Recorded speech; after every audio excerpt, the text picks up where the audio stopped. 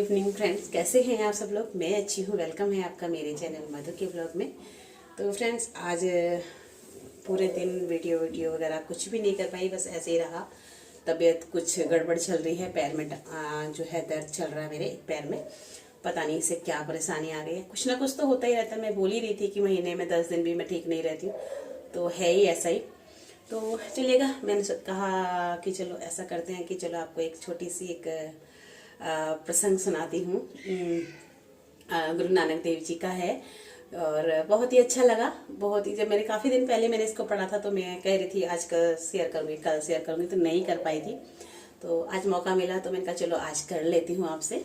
तो क्या होता है, एक बार श्री जो गुरु नानक जी हैं और उनके जो दो शिष्य थे, मर्दाना और एक बाला, तो वो लोग साथ में जा रहे थे कहीं पर।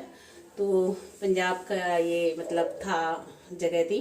तो क्या होता है कि गुरु नानक जी मतलब उनसे मर्दाना जी ने मतलब पूछा कि गुरु जी, क्या जो ये दाने हैं मक्के के दाने का एक खेत सा था, मतलब काफ़ी, जैसे जहाँ से वो गुजर रहे थे। तो उन्होंने पूछा कि क्या हर दाने में हर खाने वाले का नाम होता है क्या, जैसे कि बोलते हैं, सुना है। तो क्या ये बात सत्य है? आप इसके बारे में हमें मतलब कुछ क्लियर कर सकते हैं? तो गुरु नानक जी बोले, हाँ हाँ बिल्कुल ये बात सच है कि हर दाने में जो भी खाने की, दुनिया में जो भी खाने की चीज़ है उस पर हर व्यक्ति का नाम लिखा होता है। जो जिसके लिए बना होता है उसी के पास तक ही पहुंचता है। तो बाला और मर्दाना दोनों ही इस बात को अच्छे से सुन रहे थे, समझ रहे थे।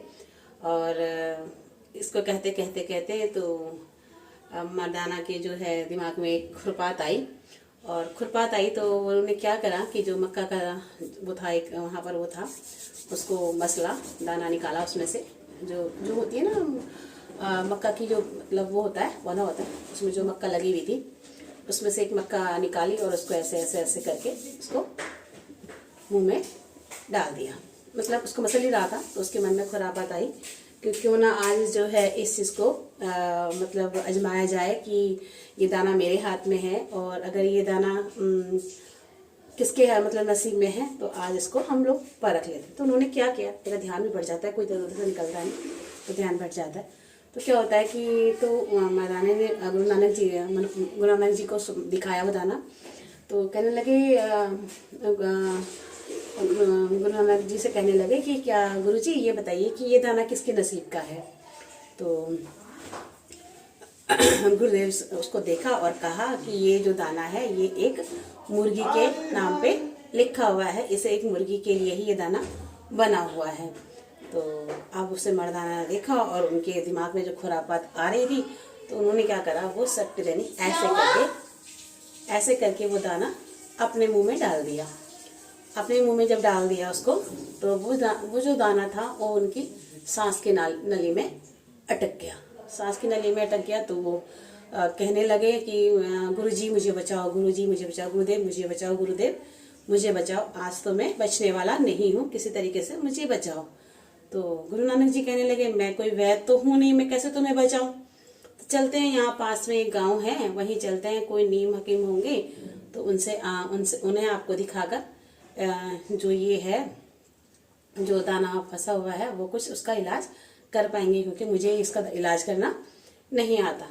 तो उसकी जो है बिल्कुल आफत हो रही थी, बिल्कुल उनको सांस लेने में प्रॉब्लम हो रही थी। तो जल्दी करके वो लोग सब आए और उस गांव में पहुंचे। उन्होंने किसी से पूछा कि यहाँ पे कोई नीम हकीम है, कोई है ऐसा जो ये इनके दाना फंस गया है, कुछ करेगा। तो वहाँ पर जल्दी से नीम हकीम तो गाँव में होते ही होते हैं, मिल जाते हैं आसानी से, ऐसी बात नहीं होती। तो आए तो उन्होंने देखा कि जो है ये व्यक्ति बहुत ज़्यादा परेशान हो रहा है और उसके आंसू सब निकल रहे थे बहुत बुरी तरीके से। तो जो नीम हकीम थे उन्होंने क्या करा, उसको अच्छे से मतलब उसको सहलाया और बड़ी जोर से उसके पीठ पर मतलब मारा, 2-3 मतलब ऐसे करके बड़ी जोर से, जैसा कई बच्चा कुछ खा लेता हम लोग मारते हैं ना पीछे से, इसी तरीके से उन्होंने किया।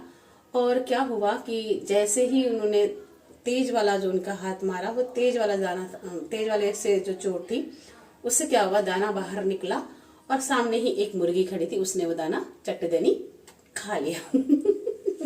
तो अब वो सब लोग देख रहे थे और मर्दाना भी इस चीज को देख रहे थे कि ये क्या हुआ, कि मैं कहाँ था और कहाँ से आया और कहाँ से उस दाने को यहाँ पे लाया और फिर उस मुर्गी ने वो दाना खा लिया। तो इसी तरीके से मुर्गी के पास वो दाना पहुंचना चाहिए था और मैंने मुंह में डालने के बाद भी वो दाना मैं उसे नहीं खा सका और वो लास्ट में वो मुर्गी के मुंह में ही गया। तो आपने देखा होगा ना मुर्गी कैसे फटाफट से किसी चीज को खाती है, तो उसी तरीके से हुआ। और संदेह करने का मतलब वही, संदेह से मतलब ये था कि उनके मन में ये खुरापात कहते हैं ना, कभी हमारे मन में भी और बच्चों के मन में भी कोई ना कोई चीज चलने लगती है कि हम ऐसा कर रहे हैं, कहीं ऐसा तो नहीं है, हाँ ऐसा हम ऐसा कर रहे हैं, कहीं ऐसा तो नहीं है, क्या बात हम सुनते हैं ये बात सच है या नहीं है, क्या केवल हमें समझाने के लिए बोली जा रही है, क्या किसी चीज के लिए बोली जा रही है। तो ये चीजें हमारे मन में भी आती हैं। तो वही बेचारे मर्दानी के दिमाग में वो चीज आई और वो बहुत ही परेशान हो गए थे। और फिर उन्हें अपने गुरुदेव की बात समझ में आई और फिर उस दिन से उन्होंने कभी भी इस तरीके का कोई भी काम नहीं किया जिससे कि उनको अपनी जान आफत में, मतलब जैसे उन्होंने देखा कि उनको जान की आफत में आ गई थी और उस दाने की वजह से सिर्फ अपने उस बात को जांचने के लिए। तो कैसी लगी आपको कहानी बताइएगा जरूर। और इसी तरीके से आजकल कुछ ना कुछ पढ़ते हैं, सुनते हैं, तो मन करता है कि इसको शेयर करें। आप लोगों ने ये सुना होगा, कहीं ना कहीं ये प्रसंग सुना होगा और बहुत ही अच्छा, बहुत ही मन को छू लेने वाला होता है कोई कोई चीज़। जब हम उसको बहुत बार सुनते हैं और उसका सच्ची में हम लोगों को एक उदाहरण सहित कोई चीज़ मिलती है ना, तो उसका कुछ ज़्यादा प्रभाव पड़ता है और वो सीख हमें बहुत जल्दी मतलब सीखने को मतलब उसमें हमें समय नहीं लगता। कहते हैं ना, कोई चीज़ खोज रहे हैं तो उसमें समय लगता है, लेकिन हमें कोई खोजी खाजी चीज़ मिल जाए तो उसका लुत्फ ही अलग होता है। तो ऐसे ही होती है हमारे गुरुओं की वाणी और बहुत ही उनमें बिल्कुल इतनी सच्चाई होती है कि हम अगर कभी उनको मतलब उनके बारे में अगर मतलब खोज करें या कुछ करने की कोशिश भी करते हैं तो स्पष्ट रूप से बिल्कुल वही होता है जो उन्होंने कहा होता है। तो फ्रेंड्स कैसा लगा आप सब लोग बताइएगा। जो भी मेरे चैनल पर न्यू हैं तो प्लीज़ चैनल को सब्सक्राइब कीजिएगा, सपोर्ट कीजिएगा, क्योंकि आप लोगों के सपोर्ट की हमें बहुत बहुत बहुत ज़रूरत होती है और बिना सपोर्ट के हम लोग आगे नहीं बढ़ पाते हैं। ये लोग आप लोग भी जानते हैं। आज का पूरा दिन ऐसे ही इसी तरीके से गया क्योंकि तबीयत भी सही नहीं थी, कुछ इस तरीके से मन भी नहीं कर रहा था कुछ करने को और सारा काम मेरा ऐसे ही पड़ा। संडे का दिन मेरा ऐसे ही निकला। थोड़ा बहुत वीडियो शूट किया है वो देखती हूँ अगर आप लोगों के पास। अभी मेरा ये जो मैंने आप लोगों को प्रसंग सुनाया है ज़्यादा लंबा नहीं होगा तो मैं आप लोगों के साथ इसको शेयर जरूर करूँगी, नहीं तो फिर आज के लिए हम बस यहीं तक एंड करेंगे क्योंकि बहुत ज़्यादा लॉन्ग वीडियो हो जाती हैं तो देखने में भी प्रॉब्लम होती है और हम लोगों को अपलोड में भी प्रॉब्लम आती आती है। और जो भी न्यू है तो प्लीज़ सब्सक्राइब जरूर कीजिएगा। और ओल्ड फ्रेंड्स से तो मेरी रिक्वेस्ट रहती है कि सब मिलकर, हाँ मतलब साथ मिलकर चलेंगे तो कुछ ना कुछ हम लोगों का भी भला होगा। तो सभी एक दूसरे का सपोर्ट बनाए रखें, एक दूसरे पे विश्वास बनाए रखें, क्योंकि जब तक हम एक दूसरे को सपोर्ट नहीं करेंगे आगे नहीं बढ़ पाएंगे। और इसी तरीके से ये सिलसिला कहानियों का, व्लॉग का और ये चीज़ हमारा चलता रहेगा। इसी से क्या होता है ना, हमें एक दूसरे के बारे में पता चलता है, हम एक दूसरे से बिल्कुल कहते हैं ना, मन से बिल्कुल जुड़ जाते हैं। हमें प्रत्येक के घर की ये बात पता होती है कि कौन कितना आज क्या कर रहा है, कैसे कर रहा है, वो जानने के लिए उत्सुक होते हैं। और इसी तरीके से हम लोग एक परिवार की तरह ही हम लोग जुड़ जाते हैं। हमें मन में ये रहता है कि हाँ यार, हमने उसका बेटा देखा था तो अब बेटा क्या कर रहा है, उसकी बेटी देखी थी तो वो क्या कर रही है, कौन सी क्लास में पढ़ रहे हैं, क्या क्या दिन भर में क्या क्या चल रहा है। तो ये सब देखने का हमने भी बहुत सा मतलब चाव रहता है और इसलिए हम एक दूसरे के व्लॉग का इंतजार भी करते हैं। और बस इतना ही करती हूँ, बहुत लंबा वीडियो आता है। तो इसी के साथ okay, bye, good night, take care friends. फिर मिलते हैं आपसे कल एक अच्छे से नए व्लॉग, कहानी या कोई कथा के साथ में।